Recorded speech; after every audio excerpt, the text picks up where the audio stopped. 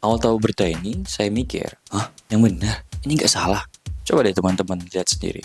Ini, gimana pendapat teman-teman? Bagi yang udah tahu beritanya mungkin biasa aja ya. Tapi bagi yang baru tahu nih, baca berita ini pasti sambil geleng-geleng. Ya nggak? Jadi gimana teman-teman? Udah penasaran belum? Udah bertanya-tanya? Sama, saya juga. Yuklah, langsung kita bahas. Apa iya Arab Saudi kabarnya ngerayain Halloween tapi malah ngelarang Isra Mi'raj? Apa alasan dibalik semua ini? Stay tune.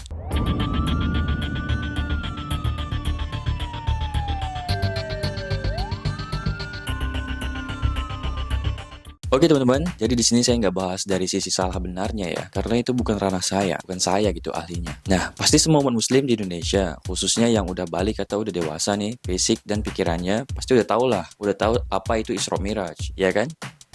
Udah tahu kan? Oke lah, saya jelaskan dikit dan singkat apa itu Isra Miraj. Jadi nyaris umat Islam di seluruh dunia udah memperingati Isra Miraj pada 27 Rajab atau kalau di Indonesia tanggal 8 Februari 2024 kan. Jadi Isra Miraj merupakan peristiwa ketika Nabi Muhammad SAW melakukan perjalanan pada malam hari dari Mekah menuju Masjidil Aqsa. Kemudian naik ke Sidratul Muntaha. Nabi Muhammad SAW menaiki buraq, makhluk dari surga yang ditugaskan oleh Allah Subhanahu wa taala untuk mengantar Nabi. Lalu Nabi Muhammad menembus 7 lapisan langit untuk bertemu dengan Allah Subhanahu wa taala. Di sana Allah menginstruksikan Nabi Muhammad untuk menyampaikan kepada umatnya bahwa mereka harus sholat 50 kali sehari. Terus Nabi Muhammad memohon untuk diringankan kepada Allah Subhanahu wa taala sehingga waktu sholat pun ditetapkan menjadi hanya 5 kali sehari. Dan itulah yang membuat seluruh umat Islam di dunia sholat 5 kali sehari yang wajib ya. Dan karena peristiwa yang diimani umat Islam inilah banyak negara yang mayoritas masyarakatnya memeluk agama Islam tuh membuat hari Isra Miraj menjadi hari yang bersejarah dan beberapa negara bahkan menjadikannya hari libur nasional tuh, termasuk Indonesia. Contohnya pas tanggal 8 Februari lalu kan. Terus, gimana dengan Arab Saudi? Kenapa mereka nggak ngerayain Isra Miraj? Dan apa iya mereka ngelarang perayaan Isra Miraj tapi malah ngerayain Halloween? Gini cuy, menurut The National News, Arab Saudi nggak ngerayain Isra Miraj tuh karena Arab Saudi mengikuti paham Wahabi, sebuah aliran Islam yang konservatif dan literalis. Jadi Wahabi menolak segala bentuk perayaan yang nggak ada dalam Al-Quran atau hadis. Wahabi juga menganggap bahwa memperingati Isra Miraj adalah bid'ah, yaitu sesuatu yang ditambahkan dalam agama Islam tanpa dasar yang kuat, alias nggak ada di zaman Nabi Muhammad dan nggak pernah dilakuin di zaman itu. Jadi ya simpelnya kalau suatu ibadah yang nggak ada di zaman Nabi ya nggak diadain lagi gitu di zaman sekarang gitu. Oh ya, kalau ada yang mau mengkoreksi silahkan komen di bawah ya. Wahabi berpendapat kalau Isra Mi'raj cuma perlu dipercaya sebagai bagian dari iman, bukan dirayain sebagai ritual. Jadi bagi orang Arab Saudi, Isra Mi'raj ya cuma kayak hari biasa aja. Mereka nggak ngelakuin ibadah khusus ataupun berdoa saat momen Isra Mi'raj ini. Dan kalau ada orang yang mau memperingati Isra Mi'raj, mereka bisa ngelakuin tahajud atau sholat malam, atau berdoa seperti pada malam-malam biasanya aja, dan gak ada larangan gitu. Tapi meskipun Arab Saudi nggak ngerayain Isra Mi'raj nih, bukan berarti mereka nggak menghormati Nabi Muhammad ya. Arab Saudi tetap menjaga keutuhan dan kesucian Masjidil Haram dan Masjidil Nabawi, dua masjid yang sangat bersejarah bagi umat Islam. Arab Saudi juga tetap membuka pintu bagi jutaan umat Islam yang mau untuk menunaikan haji dan umroh, dan yang mau mengunjungi tanah suci Mekah dan Madinah.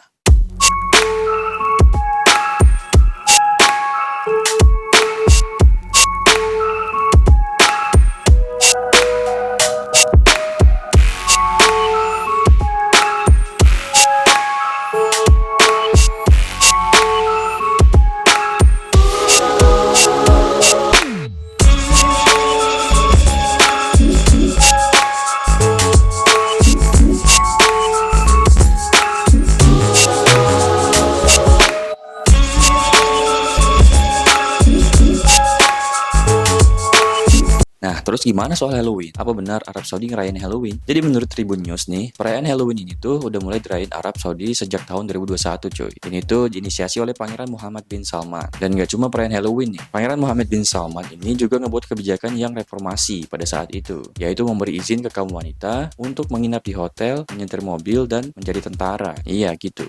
Lah, ini kan kebijakan yang biasa-biasa aja, apanya yang reformasi? Iya, kalau pembandingnya Indonesia atau negara lain yang pada umumnya cuy. Tapi memang di Arab Saudi sendiri, kebebasan beraktivitas dan memilih profesi untuk kaum wanita masih sangat terbatas. Ya gitulah. Oh ya, bukan berarti perayaan Halloween diizinin, terus isi negara ikut ngerayainnya, gak gitu. Jadi perayaan Halloween ini hanya dirayain di kota tertentu aja. Tepatnya di kota zona ekonomi terbesar Arab Saudi, yaitu The Boulevard Riyadh City. Guys, I'm in Riyadh, so this is Riyadh Boulevard.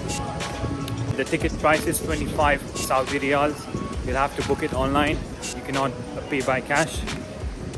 So it looks nice. Check this out.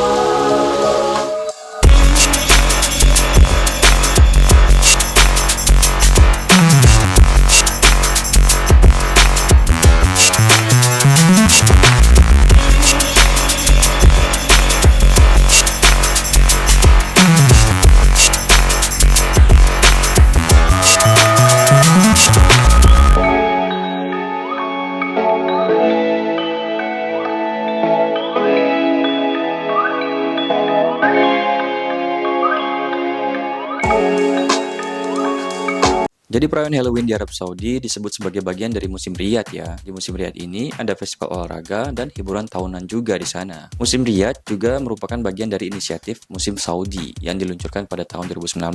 Jadi di dalam musim Saudi ada musim Riyadh. Di dalam musim Riyadh ada festival-festival musiman. Ya salah satunya ya Halloween ini. Gitu cuy.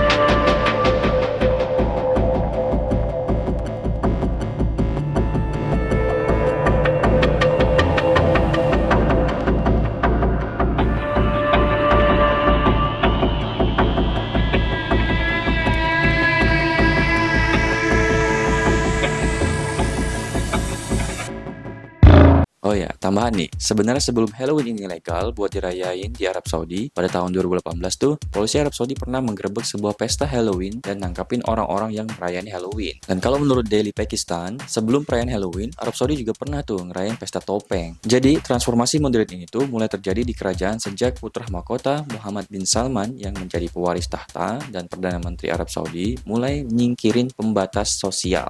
Pada tahun 2016, Pangeran Muhammad bin Salman ngumumin rencana diversifikasi ekonomi yang menyerukan untuk mengubah kerajaan menjadi pusat investasi dan pusat bisnis global. Gitu cuy. Okay. Nah, menurut Tribun News nih, kebijakan yang udah dikeluarin Pangeran Muhammad bin Salman itu ada beberapa ya. 1. Membuka lagi bioskop yang dulu sempat dilarang. 2. Nawarin visa ke turis. Biasanya cuma buat umat muslim yang naik haji atau umroh dan event olahraga aja. 3. Ngizinin pasangan turis asing yang nggak nikah untuk nginep di hotel. 4. Ngebangun taman hiburan terbesar. Kabarnya sih bakal nyaingin besarnya Walt Disney di Florida. 5. Ngizinin konser. 6.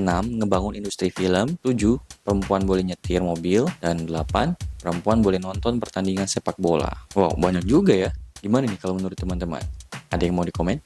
Jadi Arab Saudi ini udah nggak mau cuma bergantung pada minyak bumi aja. Karena ya, seperti yang semua kita tahu, negara ini tuh emang makmur sebagai salah satu negara penghasil minyak bumi terbesar di dunia. Iya nggak? No debat kayaknya masalah ini. Nah, ternyata sejak adanya kebijakan-kebijakan itu, jadinya polisi agama di sana tuh kehilangan wewenang tuh buat ngelakuin penangkapan terhadap para pelanggar. Oh ya, saya juga mau nambahin nih, kalau di Indonesia juga ada loh daerah yang menggunakan polisi agama kayak di Arab Saudi ini, yaitu di Aceh. Kalau di sana disebut Wilayatul Hisbah atau polisi adat gitu. Putra mahkota ini juga luncurin kampanye buat ngembangin pilihan hiburan sebagai sektor ekonomi baru selain minyak.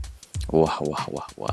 Ini bener-bener Arab yang dulu bukanlah Arab yang sekarang nih cuy. Tapi emang sih, saya pernah baca-baca kalau cadangan energi Arab Saudi udah menipis cuy. Jadi bisa dibayangin lah betapa urgentnya ini. Negaranya harus cepat nemuin sumber penghasilan lain selain energi yang tidak terbarukan itu. Dan cara tercepat mungkin dengan mengubah Arab Saudi jadi lebih terbuka dan ngeramein sektor pariwisatanya. Karena sektor pertanian pasti nggak bakal berkembang sebesar negara-negara yang ada di daerah tropis kayak Indonesia. Mungkin mereka pengen jadi kayak Korsel kali ya. Mungkin. Ya, tapi ini cuma opini saya ya. Jadi pasti ada kemungkinan salah. Gimana kalau menurut teman-teman? Apa ini hal yang baik atau mungkin ini hal yang buruk bagi Arab Saudi? Coba komen. Oke, segini aja infonya tentang Arab Saudi yang ngelarang Isra Miraj dan malah ngerayain Halloween. Tapi ternyata ini semua ada penjelasan detailnya ya. Jadi kita harus pahami dulu apa yang menjadi sebabnya, baru menyimpulkan, biar nggak kemakan hoax. Ya nggak teman-teman? Seperti biasa, jika ada yang mau menambahkan, mengkoreksi atau menyanggah, bisa komen di bawah ya. Tekan tombol like-nya jika suka, jangan lupa subscribe dan share sebanyak-banyaknya, karena sharing is caring. Dan jangan lupa, klik tombol loncengnya biar nggak ketinggalan informasi-informasi menarik lainnya di channel saya. Bye!